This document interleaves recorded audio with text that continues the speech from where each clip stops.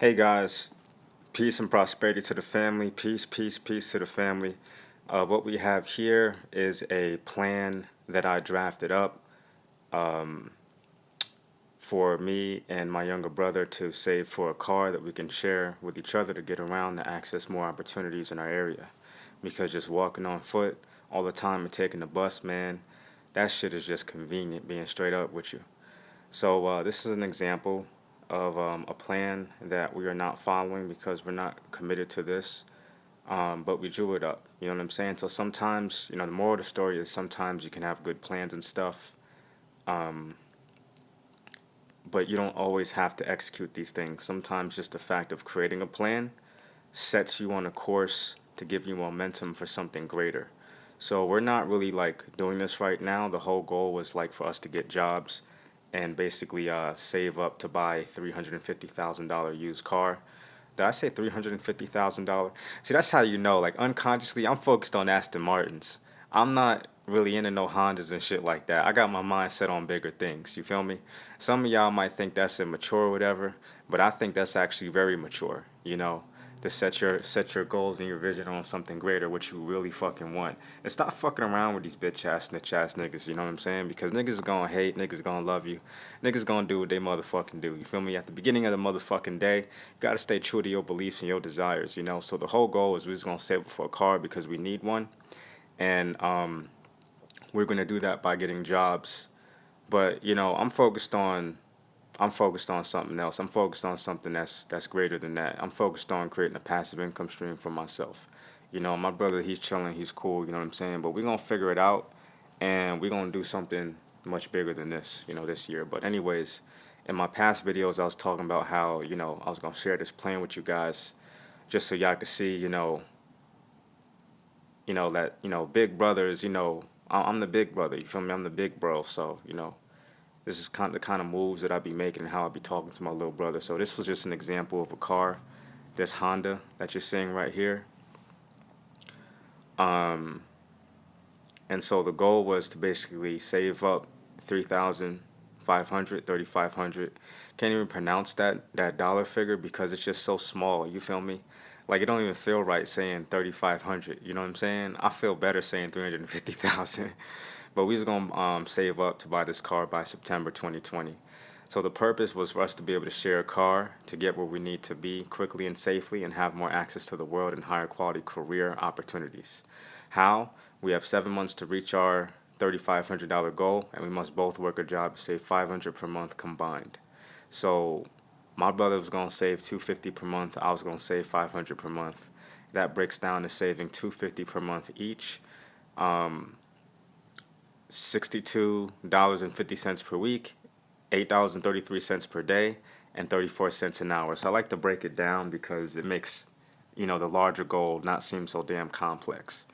So the goal was we was gonna look at 2004 to 2000 car models for $3,000 or less, and under 150,000 miles. The remaining 500 would cover taxes, registration, and dealer fees. So we were planning for contingencies, you know what I'm saying? So 3,000 would go towards the car, and 500 would go towards, processing that transaction. Tips, what to look for in under $3,000 used cars. So we did a little bit of research. Well, I did a little bit of research, and I said you need to do proper homework before the purchase of a used car under $3,000. You need to make sure that you are purchasing a good quality car. Have a look at issues you may face that increase the cost later, like repair costs. Most importantly, it's better to inspect the car to ensure the best quality of the car. Here's how to inspect cars under 3,000. Clean the car before checking it. You guys can pause that and pretty much read that. Pretty much that was just like, checking it out. Um, Honda Accord is the most popular choice when it comes to used cars. It is a famous car that makes a big chunk of the used car market, according to iCars.com poll. This car is the longest lasting car with more than 1.6% of the vehicles staying on the road for more than 200,000 miles. It is the best car under 3,000 because it lasts so long, the engine is good, and all that kind of stuff. Those cars are built to last, are made to last, you know.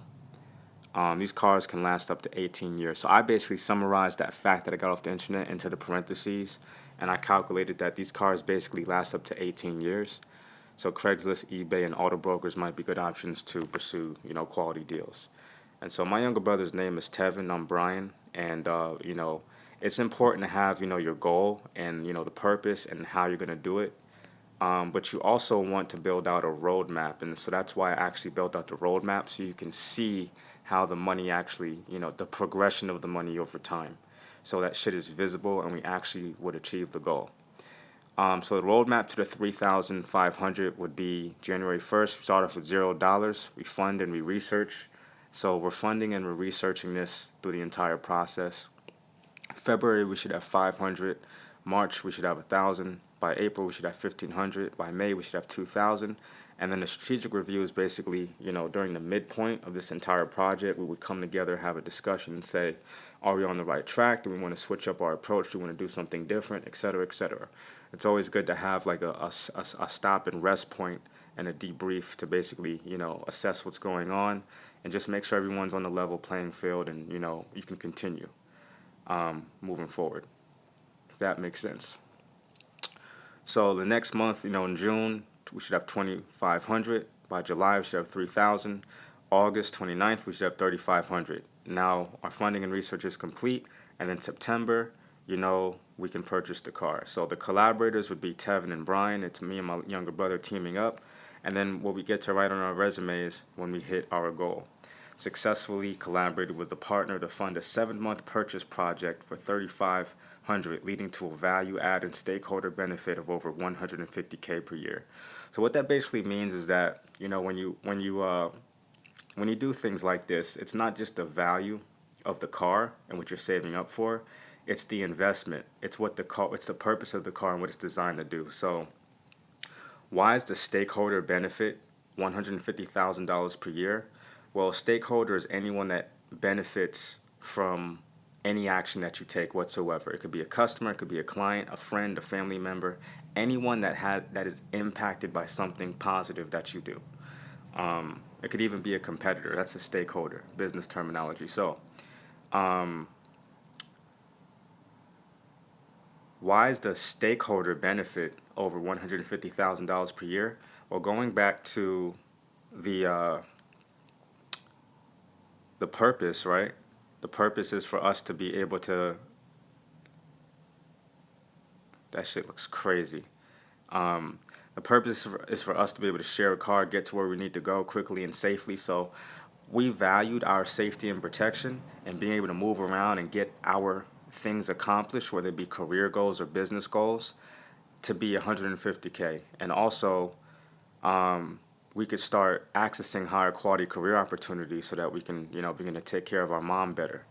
You know what I'm saying? Take care of ourselves better. So we valued that because there's 3 family members that stay in this house. My brother's away right now at Prestige Prep.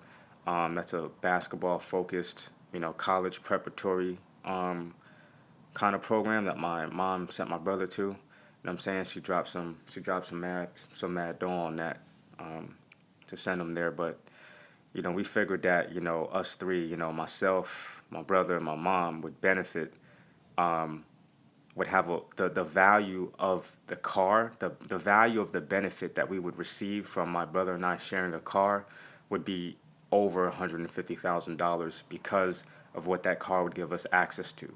Because sometimes, it takes a car to access, higher quality jobs or higher quality business opportunities. And also you got to remember that your time is valuable as well. And, your time is really priceless. But, how much time are you fucking saving by not waiting on the fucking bus? Being able to control your own destiny by moving around to where you need to go. My brother plays basketball, you know what I'm saying? And he often goes and practices at the YMCA. It's right down the block. It's basically 2 minutes away from here. But, waiting for the bus and having no car, walking on foot takes you an hour to get there. You know what I'm saying? Or 45 minutes to get there if you're walking fast. Waiting for the bus, you know what I'm saying? It depends. Sometimes these buses don't always follow their schedules and shit. So, that shit could take 30 minutes just to get to the fucking Y. In a car, it's a 2 to 3 minute ride, depending on how heavy traffic is. You know what I'm saying?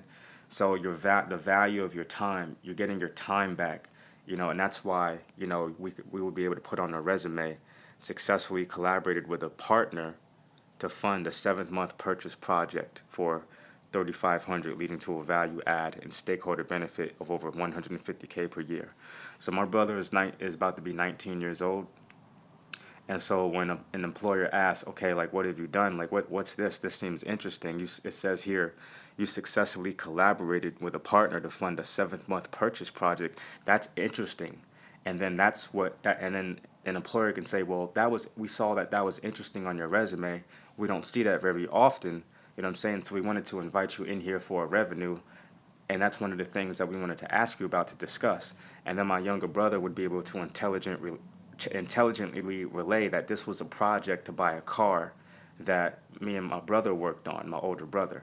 We had a business plan, we set a roadmap, we set clear objectives and milestones, we had strategic reviews, and we were saving up for this car to be able to access higher quality career opportunities. So when you bait someone in with an interesting sentence like this, the successful collaboration with a partner, and then you're in front of a real human being because you put this on your resume, now you get to break down the intrinsic value. And then it shows to the employer that my younger brother comes from an organized family, a family that can get together and team up and collaborate and make something happen and intelligently speak on it. You know what I'm saying? So that shows an investment, that your family's investing in you and that you're investing in your family and in yourself. That shows a high degree of responsibility. And that's why, this would, it'd be good. You know what I'm saying? So the next thing was the ongoing cost of ownership, because you also want to be realistic and you want to ground the whole entire situation in reality. So just to recap, we started at, hey, the picture and visualization of what we want, a 2000 Honda Accord or something around that, goal, purpose, how we're going to do it, really brief sentences, a little quick breakdown, tips and what to look for and how to, get a car, the roadmap so we can visually see the progression of us, stacking up that 3,500 over time. And then now we're getting into the reality. So now we want to get into the after effects. So it's the beginning, the middle, the end, and then the new beginning. So this is the after effects. This is when we actually get the car, because we don't just want to plan to freaking, September. We don't just want to plan to September 1st, 2020. We want to plan beyond that. We want to assess what's the impact of not having a car now, what's the impact of us getting a car over time, and when we finally get the car, what's going to happen. You feel me? And I'm breaking this down to really, really emphasize the importance of this shit, because this is what grounds you in reality. The ongoing cost of ownership. Insurance keeps us legit and protected financially. Gas is what's used up when we travel. Maintenance keeps the car healthy and clean. Insurance would be $150 per month. Gas would be $150 per month. Maintenance would be $50 per month. And then so that's $350 per month total. So the thing is that just because you own a car, you always have a car payment no matter what, because the car is always going to need maintenance. It's always going to need, gas, insurance. So no matter what, you always have a car payment. You know what I'm saying? You buy a house, you could own a house, but the house is still going to cost you no matter what. You always have a payment no matter what, because these things need maintenance. There's taxes and on these things. There's always ongoing costs. So just because you think you're owning something, don't think that eliminates you from always having to pay something. There will always be a car payment. There will always be a house payment. I don't give a fuck who the fuck owns that shit. There's always a motherfucking payment. And that's why positioning yourself, and having a business model to be able to sell what you know is so important. Because that can enable you to literally convert your soul into cash, convert your wisdom and knowledge into cash. So basically, I did the breakdown. The car would cost $88 per week, $12 a day, and 50 cents an hour. So that would be $175 per month each ongoing payment. So I'd have to put up $175 a month, and Tevin would have to put up $175 per month just to be able to pay for the ongoing cost of the car. Broke that down to what it looks like individually. So I would have to individually put up $44 per week, but together we'd have to put up $88 per week. You know what I'm saying? $6 per day separately, 25 cents an hour separately. So this car will cost us $3,500 down, plus a consistent monthly expense payment of of $350 per month, which could also cover a lease on a new 2020 model, not including expenses. So this is why it's important to break things down, because what you have is you have an opportunity cost. Every time you say yes to something, you say no to something else. So it's important to assess what are you saying no to and what are your other options, because options are what give you power. So this is probably the most important piece of information, because what else could we put that money towards? What else could we put that time towards? What else could we do with that? You know what I'm saying?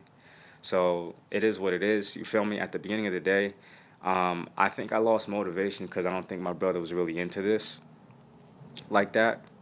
But at least we have this plan, and we can always go back to and do something like this later. My brother's gonna do what he's gonna do. I'm gonna do what I'm gonna do at the beginning of the day. But don't throw away plans or get bitter just because things don't work out the way you want them to. You know what I'm saying? This in itself could be of major benefit and of major value to somebody who's watching this. Even though we weren't able to benefit from it the way we thought we were going to benefit from it, just because we just ended up not. I ended up not choosing not to get a job. I chose to focus on partnering up with a marketing agency and doing business development here for them in New Jersey. Basically reselling their services to restaurants and then getting equity. And so I can break that down in another video, and I have other videos talking about that. But I thought that was more beneficial to my time. You know what I'm saying? Because why spend all those hours, working a job, and I could spend these hours in 2020 building equity in the business and then continue to get paid, for the life of that. You know what I'm saying? So I'm around here partnering with professionals with talented skills and organizing teams together, and then we're entering businesses and consulting those business owners, and we're understanding their needs and their challenges and where we can add value to the business. And then we're transacting business and exchanging services, and then we're all getting paid from that. So that's what I decided to focus on, because I believe that I want to build equity in something that I own, something that's mine, something that I can call my own. And I also want to make money no matter what the fuck I'm doing. And even though it's hard right now because nobody's helping me do it, I'm doing it all by myself. I actually feel good about it. I feel like I'm living and moving with a purpose because I'm taking control of my own destiny, rather than just working a minimum wage ass job because those are easy jobs to get or whatever, or any fucking job. But basically, I'm just investing in myself and in my future because I'm not hustling right now. You know what I'm saying? The hustle is fucking get you from, point A to point B or day to day, but a fucking business will get you and your whole family from point A to point Z, you know what I'm saying? And beyond that, now you're getting into numbers, 1, 2, 3, and numbers are infinite. So once you get past the letters, you're in the numbers now, and that's what I'm in. That's what I'm into, you know what I'm saying? Because a hustle is like, that shit is temporary. That shit dies when you die.